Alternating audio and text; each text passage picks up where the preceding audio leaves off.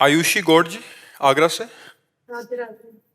श्री हरिदास श्री हरिवंश महाराज जी, प्रणाम गुरुदेव।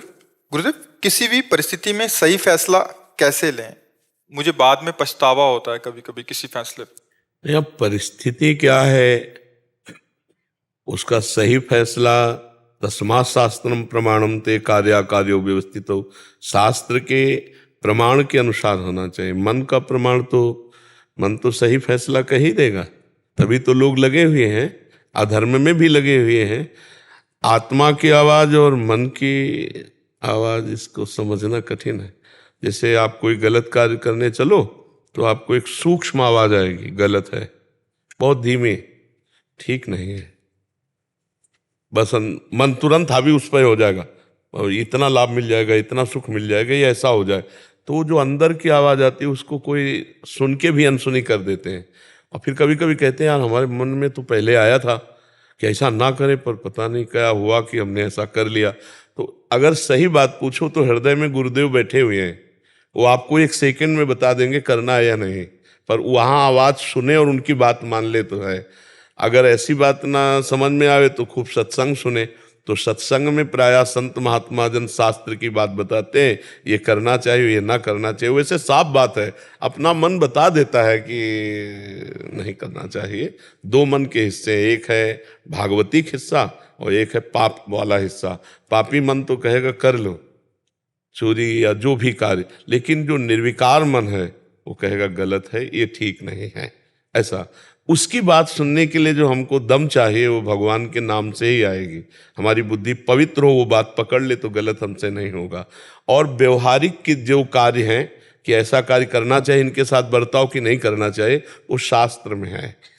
शास्त्रों का स्वाध्याय न कर सको तो सत्संग सुनते रहो, पता चल जाएगा कि हमको किससे कैसा व्यवहार करना चाहिए। सत्संग से ही मति पवित्र और सूक्ष्म होती है, वही सही निर्णय कर पाती है। नहीं तो सही निर्णय करना बड़ा कठिन होता है, क्योंकि बुद्धि मलिन और मन वासना का खेल खेलने वाला, तो वो सही सलाह न दे करके अपनी बात को सही करवा लेता है हमसे। और जितना जेल भरी है ना, वो सब मन ने सही करवाया है। वो सही माने हाँ, हमसे जबरदस्ती हाँ करवा लिया और कर्म बन गया और उससे अपराध बन गया। तो हमारे पवित्र मन की जो आवाज है वो सुनना थोड़ा कठिन है। अगर सुन लो तो वही उत्तर आपको दे देगा। आत्मना प्रतिकूलानि परेशान न समाचरेत, शास्त्र आदेश करता है कि सही और गलत का निर्णय अपने से देखो। आत्मना प्रतिकूल, जो आत्मा उपदेश हो रहा है उसके प्रतिकूल मत चलो, या फिर ऐसे समझ लो जो तुम्हें अच्छा नहीं लगता वो बर्ताव किसी के साथ मत करो। जैसे हमारी बहन को कोई गंदी दृष्टि से देखे, हमें अच्छा नहीं लगे तो हम किसी की बहन को ना देखें गंदी दृष्टि से। ऐसे ही धर्म का, हमारे कोई गलत शब्द बोले तो अच्छा नहीं लगता तो हम किसी को गलत शब्द ना बोले, हमारी कोई चोरी करे तो अच्छा नहीं लगता तो हम किसी के साथ चोरी ना करें। जो हमें धर्मयुक्त हृदय को पसंद है वो व्यवहार हम दूसरे के साथ करें। अधर्मयुक्त आचरण जो है हमें पसंद नहीं तो हम दूसरों के साथ अधर्मयुक्त व्यवहार ना करें। तो शास्त्र, स्वाध्याय, सत्संग और आत्मस्वरूप प्रेरणा सच्चे मन की, ये बात सुने तो हमें पता चल जाएगा ये कार्य करना चाहिए या नहीं करना चाहिए। अनीता राजकुमार जी। जय जय राधे श्याम। जय जय राधेश्याम महाराज जी। महाराज जी, मैं गर्भवती हूँ। नाम जप, महामंत्र और आपका एकांतिक वार्तालाप कृपा से रोज सुनती हूँ। कार्य की व्यस्तता के कारण भागवती ग्रंथ जैसे गीता जी, भागवत जी आदि नहीं पढ़ पाती। क्या मेरी संतान भागवतिक गुणों वाली हो सकती है? कहा नहीं जा सकता। ध्रुव जी महान भागवत हुए और उनके वंश में महाराज बेन हुए, बहुत ही दुष्ट स्वभाव के, नीच प्रवृत्ति के। बस ऐसे ही ध्रुव से उनके जो पुत्र हुए, फिर उनके बस ऐसे मतलब 2 ही 3 पीढ़ी महाराज अंग के पुत्र बेन, स्मृति आ गई। उनकी माँ का नाम सुनीता और पिता का नाम महाराज अंग और पुत्र का नाम बेन। महान धर्मात्मा जो अंग थे, महान धर्मात्मा, भगवत भजन करने वाले। और माँ जो थी वो अधर्म के वंश की थी। माँ का विशेष प्रभाव पड़ने के कारण पुत्र में दुष्टता इस कोट की आ गई कि महात्माओं ने मार डाला। जब राजा बनाए गए घोर अत्याचार, घोर पापाचार, तो बहुत से सिद्ध संतों ने जाके उन्हें मार दिया। फिर उनकी दाहिनी भुजा से भगवान पृथु और बाईं भुजा से महारानी अर्शी प्रकट हुई। तो अब ये नहीं कहा जा सकता कि हम नाम जप कर रहे हैं, हम कथा सुन रहे हैं, इसका प्रभाव पड़ सकता है, पड़ता है। पर अगर पूर्व संस्कार प्रारब्ध, तो जैसे महाराज उग्रसेन, महान धार्मिक भगवान के भक्त, लेकिन उनका पुत्र कंस बिल्कुल धर्म विरोधी। तो ऐसे कई जगह पाया गया। अब जैसे उल्टा पाया गया, हिरण्यकश्यप महान धर्म विरोधी, प्रहलाद जी महाभागवत, पुत्र पैदा हो रहा महाभागवत। और ये नहीं कि नारद जी से ही उनकी बुद्धि बदली, नहीं, नारद जी ने देखकर कहा था इसके गर्भ में वो महाभागवत है, देवराज इंद्र तेरी क्या सामर्थ्य है, काल भी नहीं मार सकता उसको जो इसके गर्भ में, क्योंकि प्रहलाद जी गर्भ में थे। तो इसका ठीक निर्णय एकदम नहीं किया जा सकता, पर शास्त्रीय पद्धति है, यदि गर्भस्थ शिशु की जो माँ है उसको संस्कार देना चाहे तो पवित्र भोजन, नाम जप, और जैसे आप धाम आई हैं तो इसका संस्कार उसके ऊपर पड़ेगा, वो भागवत बन सकता है। पर अगर कहीं पूर्व का ऐसा संस्कार है तो फिर नहीं बदला जा सकता, क्योंकि महाभागवतों के भी कई ऐसी संतानें हुई जो ऐसा। तो इसलिए हम प्रयास करें, फल भगवान पर छोड़ दें, कर्मण्येवाधिकारस्ते मा फलेषु कदाचन। क्योंकि अगर कह दे हाँ ही, तो ऐसे कितने उदाहरण हैं कि माता पिता बड़े साधु स्वभाव के और बड़े धार्मिक प्रवृत्ति को, पुत्र बड़ा दुष्ट, और कितने ऐसे उदाहरण हैं कि माता पिता बड़े दुष्ट स्वभाव के, पुत्र बड़ा धार्मिक और बड़ा साधु स्वभाव का। तो इससे पूर्व का प्रारब्ध भी बल लगाता है।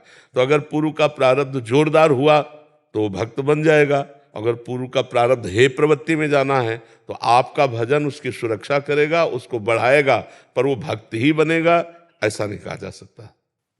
प्रभु से प्रार्थना करें कि ऐसा भक्त बालक पैदा हो तब भी महाराज जी, अगर कर्म उसके वैसे हैं खुद के भी और बच्चे के भी, तो फिर हाँ, फिर तो मंगल ही होगा। लेकिन कभी कभी बहुत संस्कार के बुरे प्रारब्ध वाले बच्चे, अब जैसे आत्मदेव ब्राह्मण, कितना भजनानंदी, कितना धर्मात्मा, जिससे पुत्र के रूप में धुंधकारी,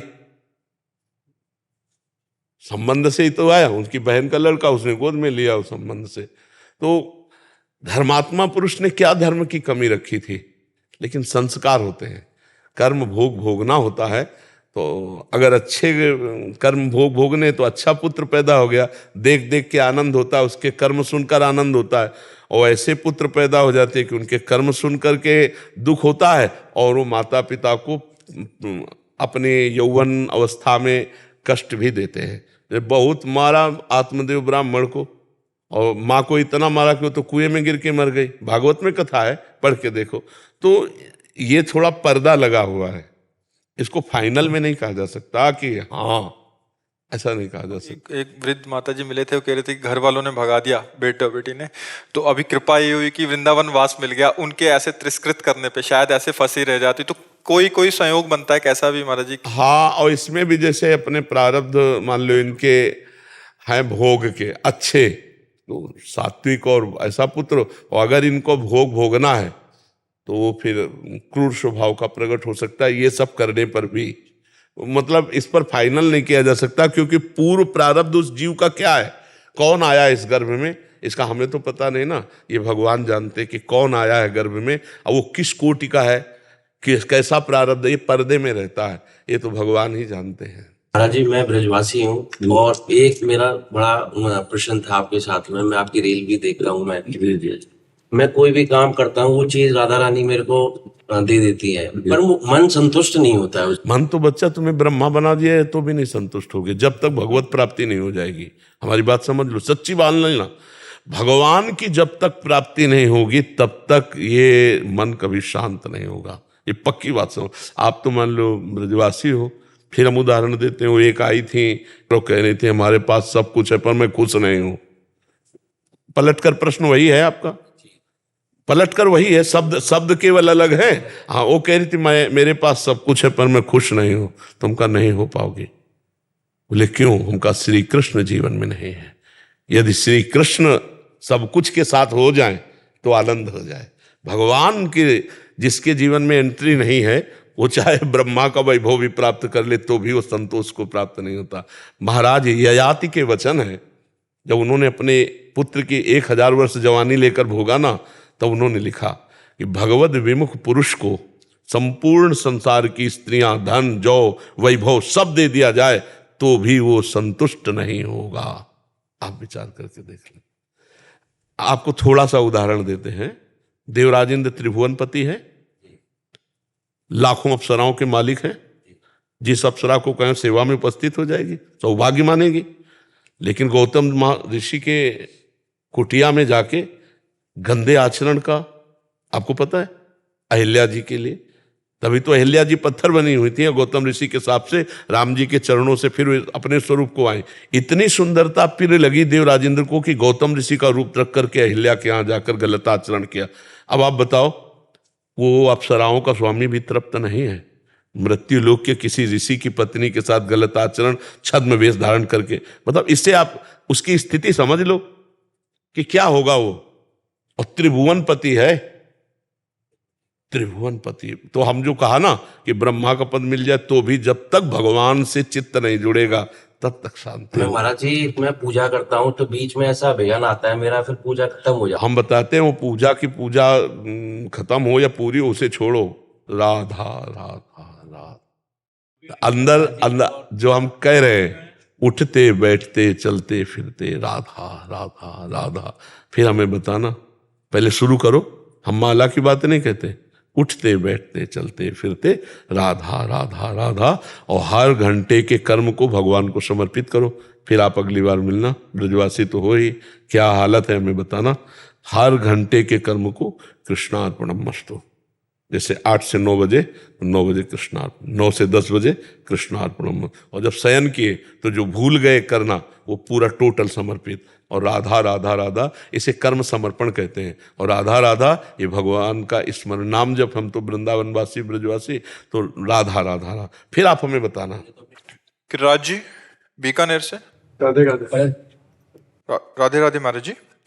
महाराज जी, आत्मविश्वास और अभिमान को कैसे परखा जाए? हमारे अंदर का आत्मविश्वास कब अहंकार में परिणत हो जाता है, उसका ज्ञान कैसे? आत्मविश्वास का आप क्या स्वरूप, किसका है प्रश्न, किसका है? आत्मविश्वास का आप क्या स्वरूप समझते हैं? जैसे कोई कार्य पूर्ण हुआ,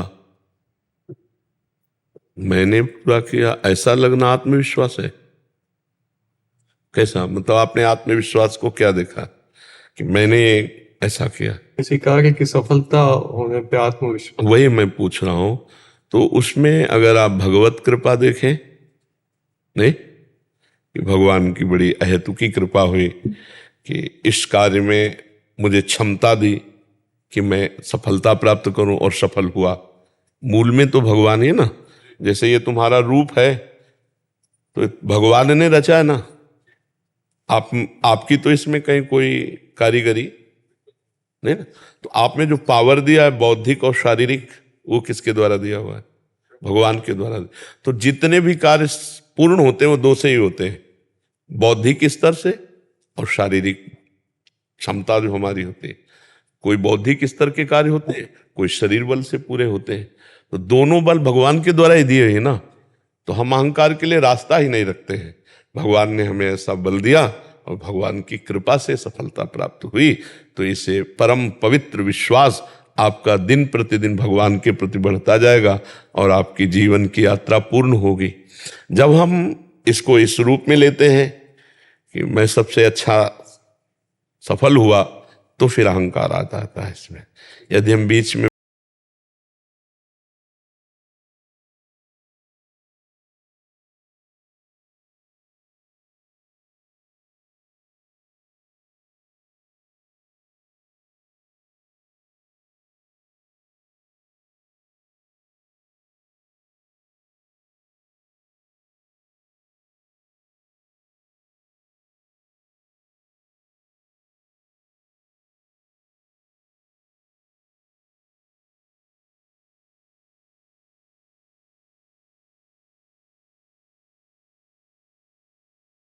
उन्हीं के बल से बुद्धि से ये सब काम हुआ, तो अंदर ही अंदर हम खुशी होकर उसकी जय मना रहे हैं।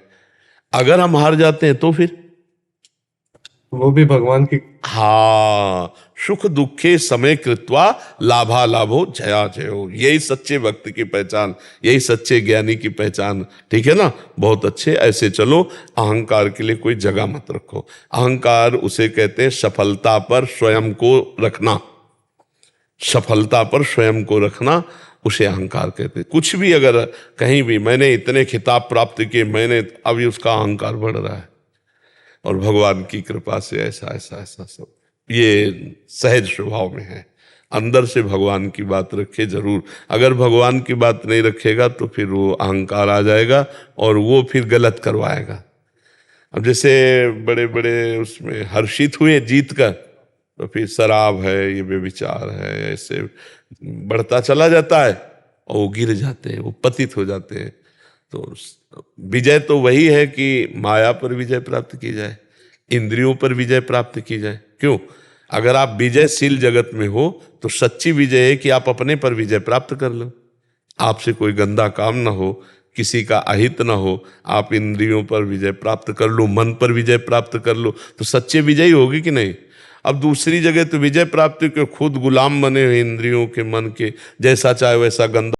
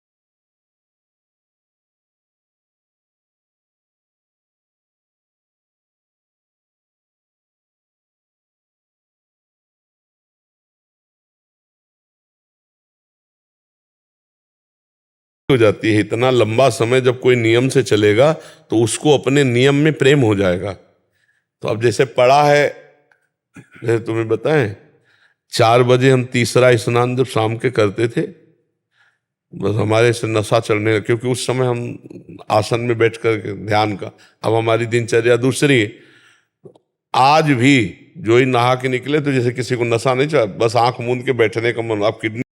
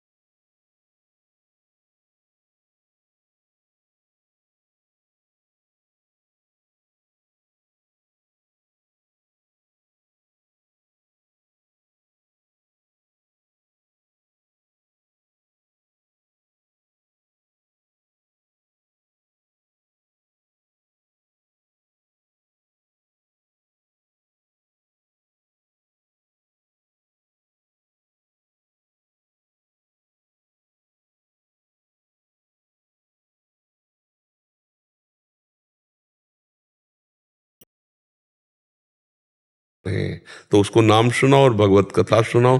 चरणामृत दे रहे तो बहुत बड़ी बात है, रोज चरणामृत तो ब्रजरज, ये तो सब अमृत है, पक्का कल्याण हो जाएगा। ठीक है। राधे जी, न्यू दिल्ली से। श्री हरिवंश महाराज जी, आपके चरणों में कोटि कोटि दंडवत प्रणाम। गुरुदेव, त्यागी कैसे बने? प्रभु प्राप्ति के मार्ग में हमें कई वस्तुओं का त्याग करना पड़ता है, जो चीजें त्याज्य हैं। किसका प्रश्न है? त्यागी का मतलब बच्चा कपड़ा उतार लेना या कपड़ा बदल देना या स्थान परिवर्तन कर देना, उसे त्यागी नहीं कहते। त्यागात शांति निरंतरम, त्याग से तत्काल शांति मिलती। क्या त्याग से? इंद्रियों के अधर्म युक्त भोगों का त्याग। इंद्रियों के भोगों का भी त्याग नहीं कर सकते, क्योंकि अगर भोगों का त्याग कर देंगे तो शरीर ही नहीं चलेगा।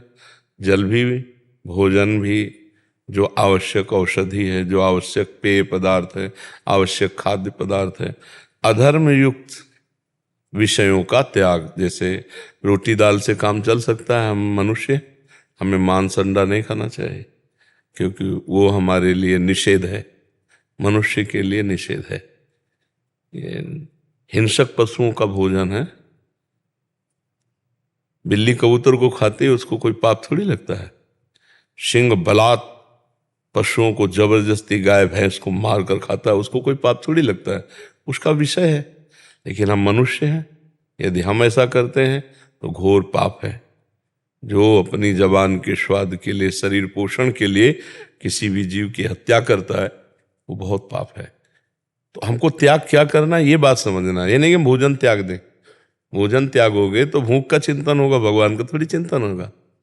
क्षुद्र व्याधि चिकित्सताम अन्नम औषधम, अन्न रूपी औषध से क्षुधा रूपी व्याधि की चिकित्सा कर ले। प्यास लगे, पानी पियो, शराब नहीं। इधर उधर के गंदे पेय पदार्थ पीने से बुद्धि भ्रष्ट हो जाती है। हमको जो त्यागना वो समझना है। गृहस्थ है, हमारा ब्याह हो गया तो हम अपनी पत्नी से अनुराग करेंगे, दूसरी माताओं बहनों की, विश्व के किसी की भी तरफ काम दृष्टि से नहीं देखेंगे, वो पक्का त्यागी माना जाएगा। हमें धन चाहिए तो हम मेहनत से और धर्म से जो वास्तविक सत्य की कमाई है वही स्वीकार करेंगे, इसके अलावा नहीं। बढ़िया त्यागी पुरुष है वो। गृहस्थ में रहता हुआ वो धर्मयुक्त त्याग किए हुए भगवान को प्राप्त होता है। अम्बरीश जी चक्रवर्ती सम्राट, महान भक्त है भगवान के। कई रानियां हैं, चक्रवर्ती सम्राट तो सब वैभव है, लेकिन सब कुछ भगवान का। नाथ सकल संपदा तुम्हारी, मैं सेवक समेत सब। बढ़िया त्याग है ये। समझ, हम हमारी बात समझ रहे हो ना? ये त्याग का स्वरूप है। जो बाहरी, जैसे एक जगह हम गए, उस समय विरक्त भाव से भ्रमण में थे, तो एक परमहंस जी आए, तो जमीन पे बैठे, तो हमने कहा तखत पे बैठ जाओ। बोले तुम्हारा, हमसे कहा तुम्हारा आश्रम है? कहा नहीं महाराज जी, हम भी भ्रमण करते हुए यहाँ आए, और दूसरी बात बेटा मैं वहाँ बैठता हूँ जहाँ से उतारा ना जाऊँ। तो बोले मैं जमीन पे बैठा हूँ, यहाँ से उतारा तो जाऊँ। तो हम कहा नहीं महाराज जी, यहाँ के जो महाराज हैं बड़े त्यागी हैं। बहुत जोर से ऐसे जैसे बच्चा हंसता है, तो सशंकित भाव से देखा। तो हम कई दिन वहाँ रुके थे, तो उनका ये सब बना हुआ और त्यागी है। महाराज जी पैसा छूते नहीं। फिर और हंसे, छूते नहीं तो आता कहाँ से? हमका कपड़े में बंधवा लेते हैं ऐसे। ये सब नाटकबाजी, त्याग नहीं है ना? त्याग का मतलब है कि जितनी हमें आवश्यकता है, अगर हमें औषधि के लिए 100 रुपये की आवश्यकता है, बिना मांगे आ रहे हैं, उनको रख लेंगे। हमको उसका अनुचित व्यवहार नहीं करना। त्याग को समझना थोड़ा नहीं।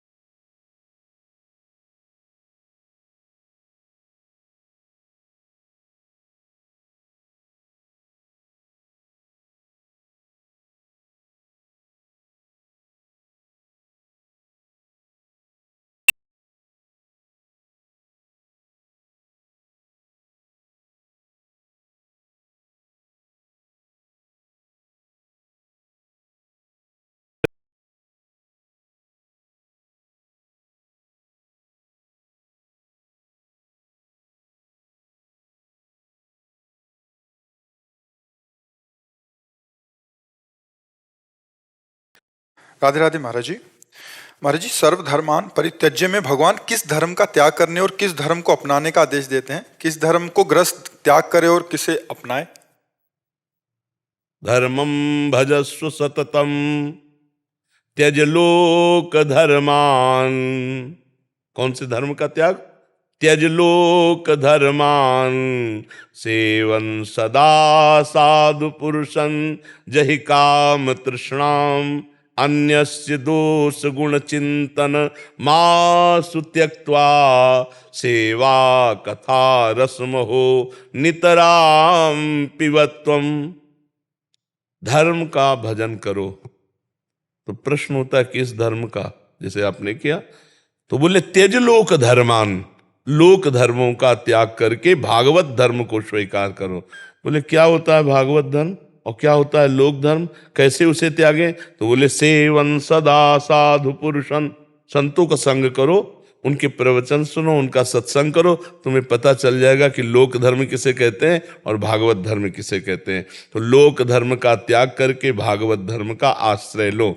सत्संग करने वाला पुरुष अगर दूसरे के दोष दर्शन करता है और काम वासना से माताओं बहनों की तरफ देखता है तो उसका किया हुआ साधु संग निष्फल हो जाएगा। इसीलिए कहा जय काम तृष्णाम, काम और काम भोग की तृष्णा का त्याग, दूसरे के प्रति ईर्ष्या द्वेष का त्याग, अन्यस्य दोष गुण चिंतन मासु त्यक्त्वा, दूसरे के दोषों का दूसरे के गुणों का चिंतन त्याग दे, एकमात्र भगवान का चिंतन, भगवान की लीला कथा रस का पान, भगवत भक्तों का संग, इसे भागवत धर्म कहते हैं। लोक धर्म का त्याग कर, भगवान कह रहे ना सर्वधर्मान परित्यज्य। जैसे आप किसी के पति हैं, आप किसी के पुत्र हैं, आप किसी के पिता हैं, आप किसी के भाई हैं, आपके बड़े रिश्ते नाते हैं, तो आपका सब धर्म बनता है ना। बोले भाई भाई का क्या धर्म है? आप पिता है क्या धर्म है? आप पुत्र हैं आपका क्या धर्म है? आप पति हैं आपका क्या धर्म होता है ना, सबका धर्म है अलग। ये लोक धर्म है।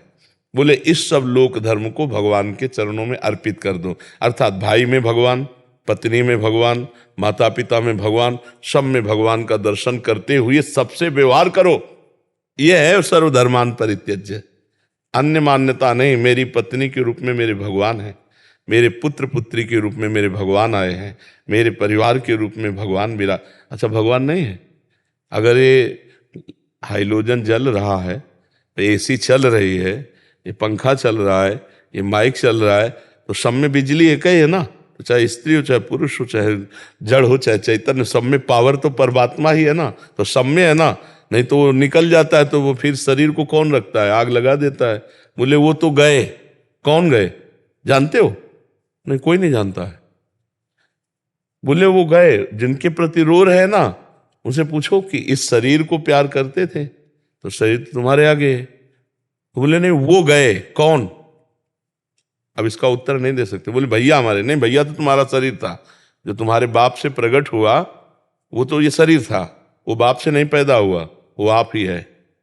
वो आप है, वो किसी से पैदा नहीं होता है, वो आकर शरीर में वास करता है केवल, वो पैदा नहीं होता। वो प्राकृतिक वस्तु नहीं, वो चिदानंद ईश्वर अंश जीव अविनाशी चेतन अमल सहज सुख। भगवान कहते हैं ना ममई वांसो।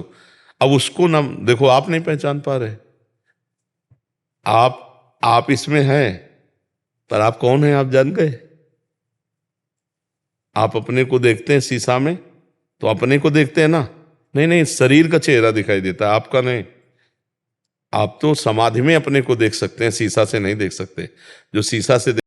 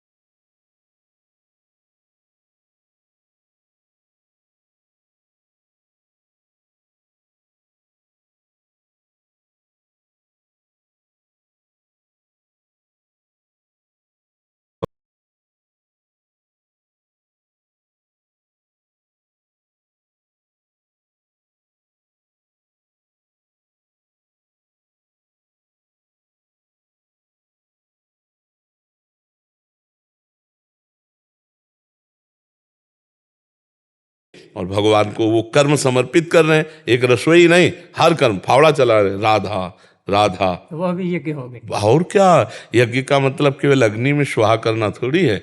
हाँ, यज्ञ एक अंग है वो भी, लेकिन यज्ञ का मतलब है, अब जैसे आप किसान हो, आप नौकरी करते हो, आप व्यापार करते हो, आप राष्ट्र से हजारों लाखों सैनिक जुड़े हुए जैसे, तो उनको क्या है, तुम्हारा गोली चलाना यज्ञ है।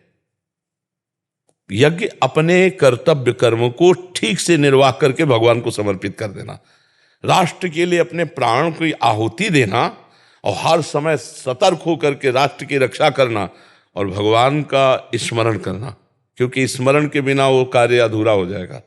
मामुन स्मर युद्ध चाहे, मेरा स्मरण करते भगवान, तो तुम्हारी वो पूजा है। तुम हर समय कभी भी आदेश हो सकता है सरकार का, जैसे राष्ट्र सैनिक है, कहीं भी तैनात हो, कई कई दिन स्नान नहीं है, कैसा भोजन क्या, तो तुम्हारा यही पूजा है। तुम्हारी राष्ट्र के लिए प्राणों की आहुति देने के लिए तैयार रहो और हर समय भगवान का स्मरण करो। ऐसे किसान रात दिन मेहनत करके जो कमाता है, उसे अतिथि सेवा, साधु सेवा, परिवार की सेवा, ये सब यज्ञ है। पर उसे उद्देश्य समझो, हम कई बार बताया है कि कर्म उद्देश्य से महान और लघु होता है। हमारा कर्म महान है लेकिन उद्देश्य लघु है, तो उसका, और हमारा कर्म बहुत छोटा है लेकिन उद्देश्य महान है, वो बहुत बड़ी बात है। तो कर्म महान देखकर तो सब लोग कह सकते हैं महान है, लेकिन उद्देश्य देखना बहुत कठिन है, क्योंकि वो अंदर का विषय होता है। तो इसीलिए सफलताएं जो हमारे हाथ नहीं आ रही, आप धर्म से चलते हो, किसी की बेईमानी, घूस, किसी का किसी भी तरह से दुख नहीं देते, किसी का धन शोषण नहीं करते हो, आप माला चलाओ नहीं चलाओ, और हर कर्म भगवान को समर्पित करते हो, भगवान आपके हैं। समझने की बात है। अगर आप ये वेश धारण करके सत्य धर्म में चल रहे हो तो आप भगवान को प्राप्त होगे। कानून समझना, कानून किसी के हाथ का नहीं है, कोई भी पकड़ है। अगर कानून बना है तो प्रधानमंत्री को भी उस कानून के अंतर्गत ही रहना पड़ेगा। अगर त्रुटि हो गई तो फंसेंगे वो भी। कानून किसी को छूट देता है क्या? हमारा न्यायालय सबसे ऊपर है, नहीं है। अगर आप अपराध करते हैं और कानून में आप फंसते हैं तो आप दंड पाएंगे। ऐसे चाहे कोई भी हो, भगवान भी कानून के अंतर्गत ही अपने को रखा है।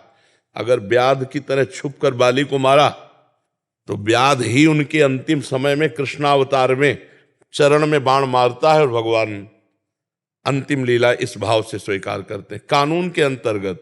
तो शास्त्र का जो कानून है उसे कोई मिटा नहीं सकता। जैसे दशरथ जी से शब्द विधि बाण श्रवण कुमार को लगता है और उनके माता पिता त्रास को प्राप्त होते हैं और आर्त भाव से कहते कौन है, तो कहते हैं मैं चक्रवर्ती सम्राट महाराज दशरथ। तो तुम पानी कैसे लाए, मेरा बेटा क्यों नहीं लाया? चूक हो गई, मेरे से गलती हो गई, शब्द वेदी बाण के द्वारा उनके प्राण का हनन हो गया। तो जाओ, जैसे मैं पुत्र वियोग में प्राण त्यागूंगा ऐसे तड़प तड़प कर तुम मरोगे। वही भगवान अवतार लेते हैं लेकिन कानून को नहीं काटते, वैसे ही तड़प तड़प कर दशरथ जी प्राण त्यागते हैं।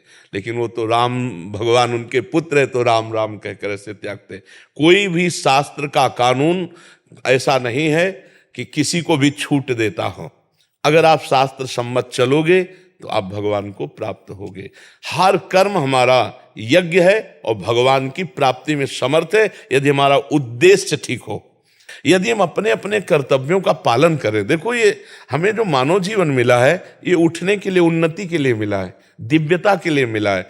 जो हम अपने पद का, अपने ज्ञान का, वासनाओं की पूर्ति के लिए दुरुपयोग करने लगते हैं, ये हानि की बात है। नहीं तो हम सच्ची कहते हैं, अलग से पूजा का समय मिले तो मिले, नहीं आप अपने कर्तव्य में लगे हो, उस कर्तव्य को भगवान को समर्पित कर दो, नाम जप करो, निश्चित भगवत प्राप्ति हो जाएगी। आप इस बात को अंदर बैठा लें। भगवत स्मरण करते हुए अपने कर्तव्य का पालन करना सबसे बड़ी पूजा होती है। और अगर वो पूजा कर्तव्य की न करे तो भागवत में तीसरे स्कंद में कपिल देव भगवान कहते हैं कि जो हमारे श्री विग्रह की तो बहुत अच्छी अच्छी पूजा करता है सामग्री से, लेकिन बाहर निकलकर छल कपट और द्वेष करता है, मैं उसकी पूजा स्वीकार नहीं करता। उसकी पूजा ऐसी होती जैसे राख में किया हुआ हवन। तो आप समझ पा रहे हैं, हर कर्तव्य कर्म पूजा है, हर कर्तव्य कर्म यज्ञ है, यदि उसका उद्देश्य महान हो तो, भगवान के लिए हो तो, जगत के लिए हो तो, तब बात बन। देखो सब प्राणी अपने लिए कर रहे हैं, चींटी से लेकर जिधर देखो सब अपने लिए, अपना उधर, अपनी वासनाओं की पूर्ति, यही बंधन का कारण है। और जहां हम दूसरे के लिए करना शुरू किए उसी दिन से हम महान बनते चले। तो हमें और दूसरे के लिए क्यों करें, इसका भी फल है। जैसे आपने मेहनत की, बहुत अच्छे डॉक्टर बने, अब आपका उद्देश्य मैं भारत में जो भी हमारे सानिध्य में आ गया, पैसा मिले ना मिले मैं उसको ठीक करने की कोशिश करूंगा, मैं अपना कर्तव्य पालन, पैसा तो आपके चरण चूमेगा, क्योंकि धर्मात्मा पुरुष के पास अर्थ वैसे जाता है जैसे नदियां समुद्र के पास बिना चाहे। आचार्य महान पुरुष कहते हैं, अन मांगे आगे आवे गो जेव पल लागे पल को। आप यदि धर्म से चलते हो तो बिना मांगे व्यवस्था भगवान आपकी करेंगे। ये अनंत ब्रह्मांड एक क्षण में भगवान ने बना दिया, किसी का सहयोग लिया क्या? पर धर्म का पालन कोई बिरला ही कर पाता है। नहीं, अर्थ लोलुपता और भय ये धर्म से भ्रष्ट कर देते हैं।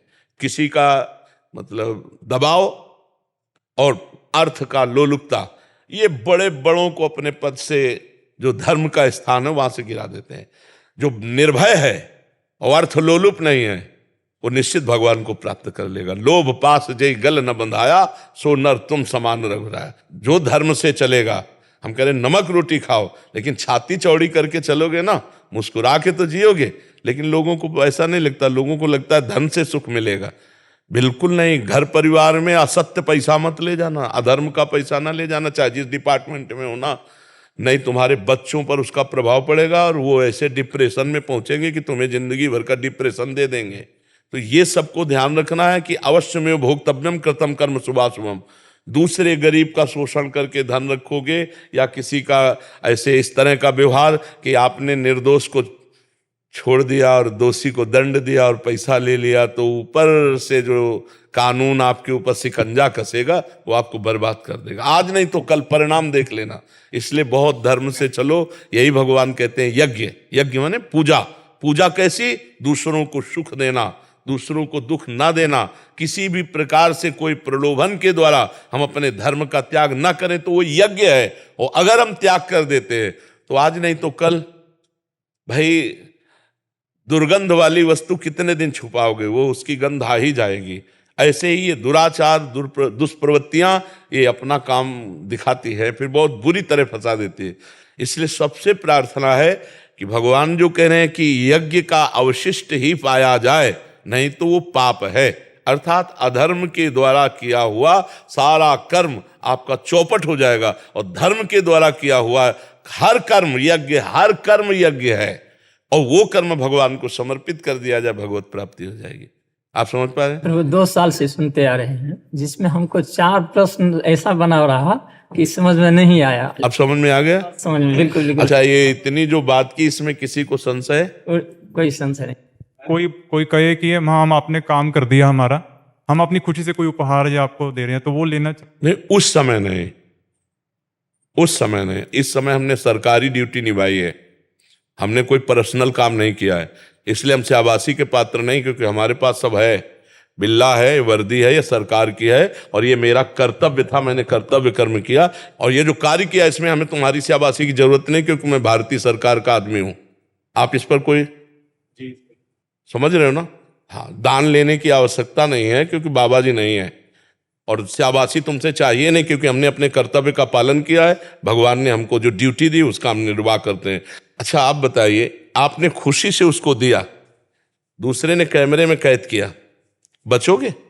आप कहोगे कि नहीं साहब, हमने तो ये तो ऐसे खुशी से दे रहे थे। आपकी सफाई नहीं काम आएगी, आप रंगे हाथ पकड़े जाओगे, दोषी ठहराए जाओगे।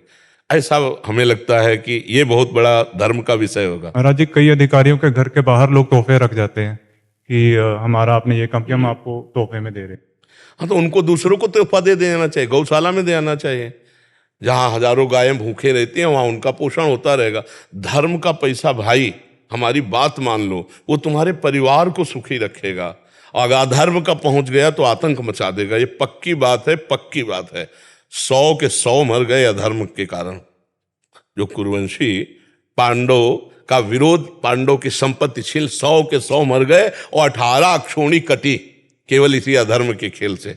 तो मुझे लगता है जैसा शास्त्र सम्मत विषय है कि धर्म तो एक धर्म ही है।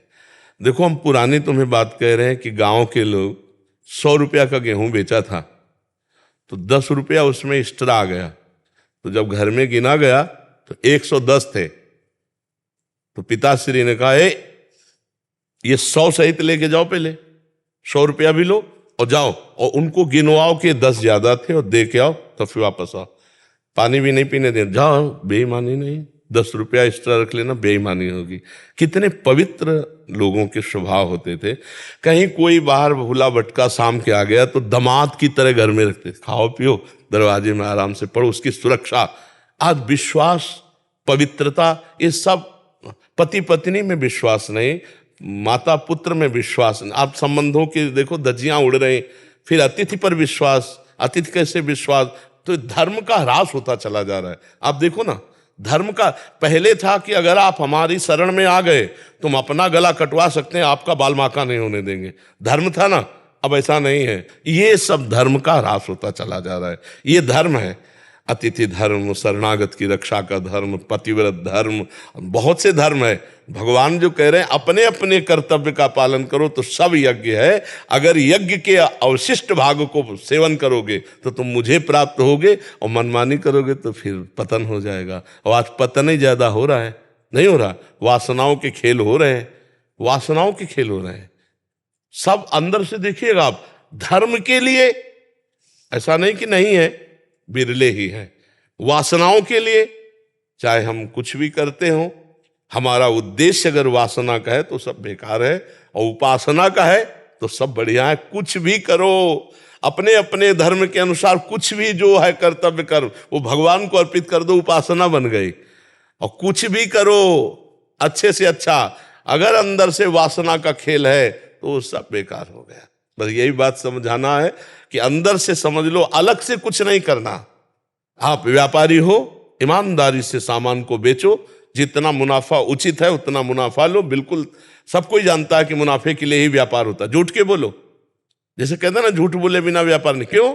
हम व्यापार किए तो अर्थ के लिए किए। 100 की सामान लाए, 20 रुपया अगर उसका उचित मुनाफा है तो हम उचित मुनाफा बोल देते, ऐसे चला जाता है। पर आजकल कहते हैं कि बिना झूठ के काम ही नहीं चलेगा, मतलब बिना अधर्म के काम नहीं चलेगा। ऐसा कैसे हो सकता है? हमें लगता है कहीं भी झूठ की आवश्यकता नहीं।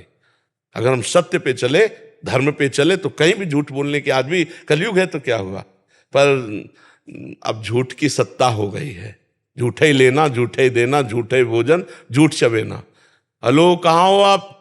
अब वहाँ बगल वाली गली में, बोले इस समय तो मथुरा में है, आज नहीं। झूठ बोलना मोबाइल, झूठ बोलना कालपाल, झूठ बोलना क्रिया व्यापार, तो नहीं असत्य संपातक पुंजा, बुद्धि मलिन होती चली जाती है।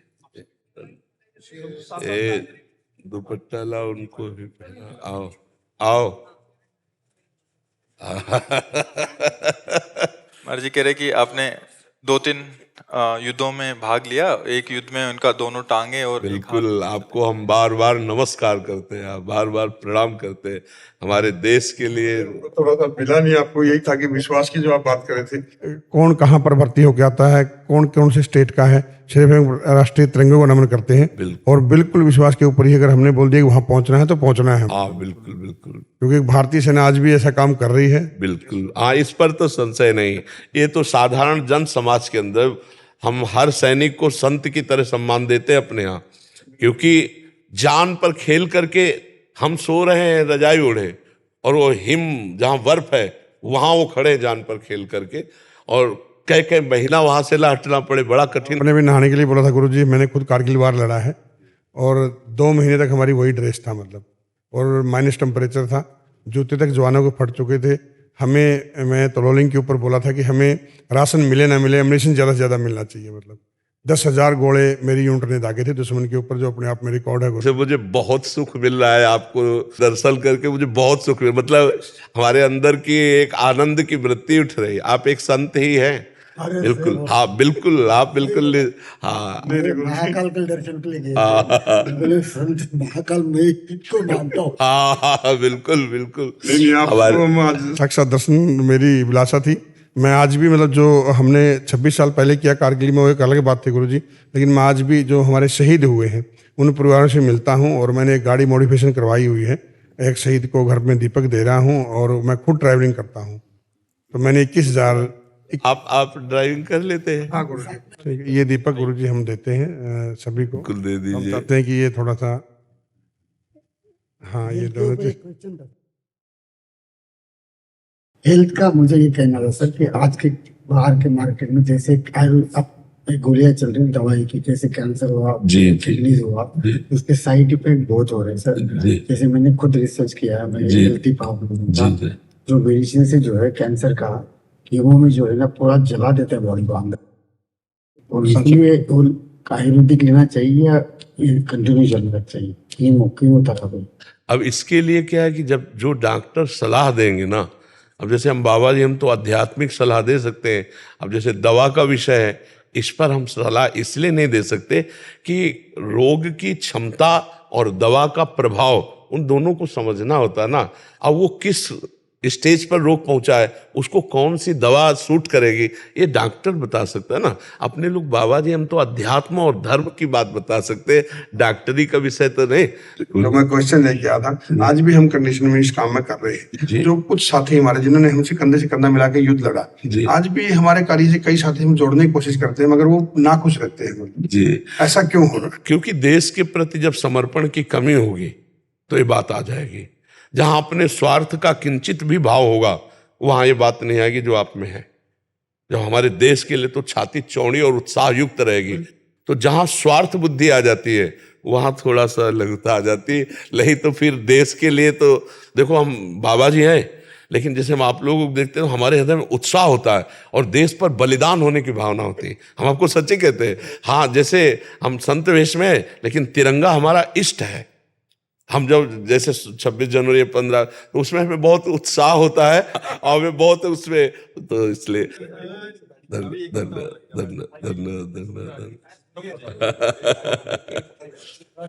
हाँ ये स्वागत है आपका। महाराज जी आज एक प्रश्न था, इस प्रसंग चल रहा है इसलिए पूछ रहा हूँ, किसी और ने बैच में प्रश्न है। महाराज जी कह रहे हैं कि 12 साल हो गए उनका बच्चा हुआ नहीं, किसी कारणवश गिर जाता है ऐसे करके, तो कह रहे हैं कि बहुत सारे लोग उनको ताने मार रहे हैं कि अपने पति की दूसरी शादी करा दो। कह रहे मेरा मन इतना व्यथित हो गया है कि मैं डिप्रेशन में जा रही हूँ कि बच्चा आएगा तो मतलब दूसरी शादी कर दो। संसार तो देखो बहुत विचित्र कोटि का है। संसार की तो सलाहें बहुत अलग अलग कोटि की हैं, बहुत अलग अलग कोटि की हैं। संसार की सलाह न माने तस्मात् शास्त्रम प्रमाणम ते कार्याकार्यो व्यवस्थितो। कार्य और अकार्य की व्यवस्था शास्त्र सम्मत है। देखो ये हमारे पूर्व जन्म का कर्मों का फल होता है कि संतान आई और चली गई, क्योंकि उस जीवात्मा की केवल गर्भ में रहना और निकलना बस इतना ही केवल संयोग था। जैसे माता गंगा जी महाराज शांतनु से जो पुत्र होता गंगा में फेंक देती, 7 को फेंका, 8वें को जब उन्होंने रोक लिया तो ये कोई नई घटना नहीं थी, ये घटना पहले ब्रह्मलोक में तय हो चुकी थी। जब अष्टवसु को वशिष्ठ जी ने साफ, वो बड़ी कथाएं हैं, उन कथाओं का, वशिष्ठ जी के पास एक नंदिनी नाम की गाय है जो सर्व सुख प्रदान करती है। मतलब जो आप चाहो, जैसे कल्पतरु तैसे वो कामधेनु, जो चाहो आप वो दे दे और उसका दूध पीने वाला अमर हो जाता है। तो 8 वसु जा रहे थे, उनकी पत्नी एक के साथ थी, तो उन्होंने कहा ये बहुत सुंदर गाय, बोले तो कामधेनु गाय है। कामधेनु की महिमा बताई तो प्रलोभित हो गई और उसने कहा मृत्यु लोक में मेरी एक सखी है, इस गाय का अपहरण कर लो, इसका दूध पिलाएंगे तो अमर हो जाएगी। वो गाय अपहरण कर ली। थोड़ी देर में वशिष्ठ जी आए, वशिष्ठ देखा गाय नहीं, ध्यान के द्वारा देखा तो अष्टवसु लिए जा रहे, वहीं प्रकट हो गए और कहा तुम नीच कर्म किए, देवताओं से भी श्रेष्ठ वसु होकर के एक ब्रह्म ऋषि की गाय चुराई, जाओ तुम मृत्यु लोक को प्राप्त हो। तो 7 चरणों में गिर गए। 8वें की पत्नी ने ये सारा प्लान बनाया था, 8वें सम्मिलित सब थे। तब उन्होंने कहा महाराज मेरी कोई गलती नहीं, मैं केवल 7 था। तो बोले 7 ही जन्मोगे, पर जन्म लेते ही मुक्त हो जाओगे, लेकिन 8वां ये मुक्त नहीं होगा। तो उनका प्रभु वसु से हमको मनुष्य लोक में जन्म लेने का शाप दिलाया इसने, तो मुझे मृत्यु लोक में स्त्री प्राप्त ना हो। तो उनका एवं मस्त ऐसा ही हो। तो देखो 7 जन्मते गंगा जी ने मार दिया गंगा जी के जल में फेंक करके, और 8वें भीष्म पितामह, और कहा था कि मुझे पत्नी न मिले तो आजीवन ब्रह्मचारी। सब विधान भगवान का पहले से होता है, हम लोगों के कर्मों का जाल बिछा हुआ है। इस कर्म जाल को अगर काटना है तो भगवान का स्मरण करते हुए इतना महान हम भजन करें कि हमारे सारे कर्म विध्वंस हो जाएं और भगवत प्राप्त हो जाए।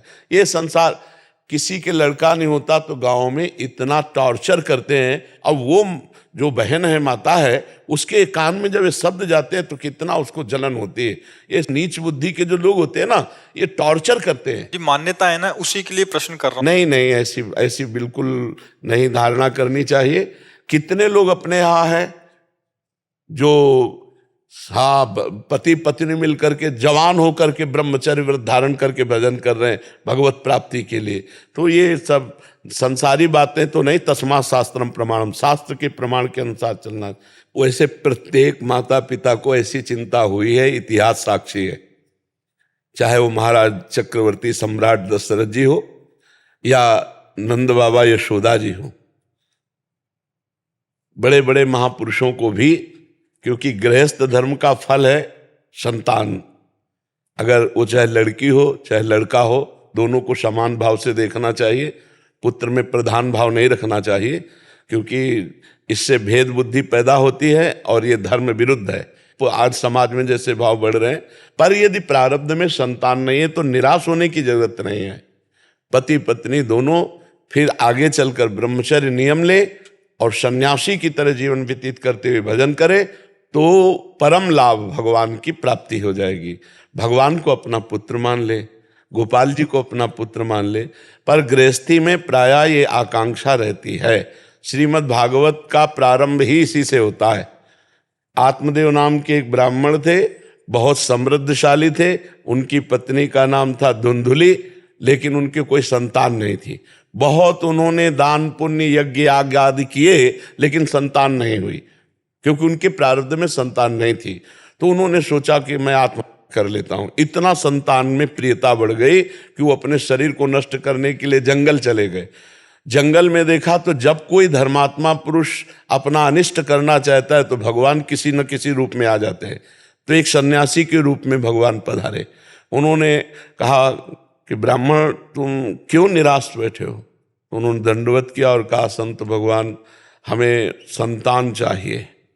बहुत समझाया कि संतान से सुख नहीं है, संतान एक स्वाभाविक अगर प्रारब्धवशात होती है तो अच्छा, लेकिन मैं तुम्हारे भाग्य में देख रहा हूं 7 जन्म तक संतान का योग नहीं है, इसलिए तुम हठ मत करो। उनका संतान या तो या नहीं तो मृत्यु हम ठान कर आए। तो उन्होंने अपने तप बल से एक फल प्रकट किया और कहा जाके अपनी पत्नी को खवा देना, बढ़िया संतान हो जाएगी। तो देखो भाग्य में नहीं था ना, तो उनकी पत्नी को जो दिया उन्होंने जाके अपनी तो उस पत्नी ने सोचा कि यार पेट बढ़ जाएगा, कौन ने 9 महीना भोजन भी सही नहीं हो पाएगा और बड़ी समस्या है। तो उनकी बहन आई हुई थी, तो बहन से कहा कि पति ने दिया है कि फल खा लो तो संतान हो जाए। तो उनका गर्भ हमारे है, अभी इसी महीने में गर्भ हुआ है, तो तुम ये फल गाय को खवा दो और जो संतान होगी वो मैं तुम्हें दूंगी। तुम गर्भ का नाटक करो और तुम हमारे पति को कुछ धन दे देना, तो हम ये कह देंगे हमारी संतान मर गई, और ऐसा हो गया। फल गाय को खवा दिया। देखो प्रारब्ध, संतान नहीं होनी ना तो नहीं होनी। अब 9 महीने के बाद वो गर्भ का नाटक करती रही 9 महीने तक, और जब उसके संतान हुई तो रातों रात मंगा लिया और बस आत्मदेव के संतान हुई, बड़ा आनंद मंगल। इधर अभी आनंद मंगल मनाया जा रहा है कि गाय के संतान हुई, कान भर केवल बछड़े के, गऊ के जैसे, और पूरा शरीर मनुष्य का, क्योंकि तब से वो महान ज्ञानी गोकर्ण जी महाराज, और उसका नाम रखा धुंधुली ने, अपने नाम से मिलता जुलता धुंधकारी। अब वो जैसी जैसी अवस्था बढ़ी वैसे वैसे वो नीच आचरण करने वाला, छोटे बच्चे खेल रहे हैं उठा के कुएं में डाल देना, फिर चोरी करना, व्यभिचार करना, और इतनी पिटाई की माता पिता दोनों की। तो माता तो पिटने के भय से ऊब करके कुएं में गिर के मर गई। गोकर्ण के हाथ जोड़ा उनके पिताजी ने, कहा बेटा मेरी तो दुर्गति हुई जा रही पुत्र मोह में, इससे तो ये ना होता तो अच्छा था, तो बेटा अब क्या करें। तब उन्होंने कहा कि अब इस समय संसार के राग का त्याग करके एकांत में जाकर भगवान का चिंतन करो। धर्मम भजस्व सततम त्यज लोक धर्मान सेवन सदा साधु पुरुषन जय काम तृष्णाम अन्यस्य दोष गुण चिंतन मास मुक्त्वा सेवा कथा रसमोह नितराम पिबत्वम। लोक धर्म का त्याग करो, ये लोक धर्म की संतान हो, परम धर्म को स्वीकार करो, श्री भगवान को। बोले परम धर्म को कैसे स्वीकार करें, तो बोले सेवन सदा साधु पुरुषन, संत पुरुषों का संग करो, और काम और तृष्णा का त्याग करके ही सत्संग सफल होता है। और जाकर के किसी की निंदा स्तुति मत करना, भगवान का चिंतन करो, भगवान का। तो वो उधर से ये पापी पाप करते हुए वैश्याओं के द्वारा मारा गया और भूत योनि को प्राप्त हुआ। तब गोकर्ण जी ने श्रीमद् भागवत सुना करके उसका उद्धार कराया। तो जरूरी नहीं है कि संतान अगर हमारे पास नहीं तो हम व्यथित बने रहे, नहीं, हमारा मुख्य लक्ष्य भगवत प्राप्ति। जब देख लिया कि कई वर्ष हो गए संतान का योग नहीं बन रहा, तो पति पत्नी दोनों संयम से रहो और भजन करो और भगवान की प्राप्ति कर लो।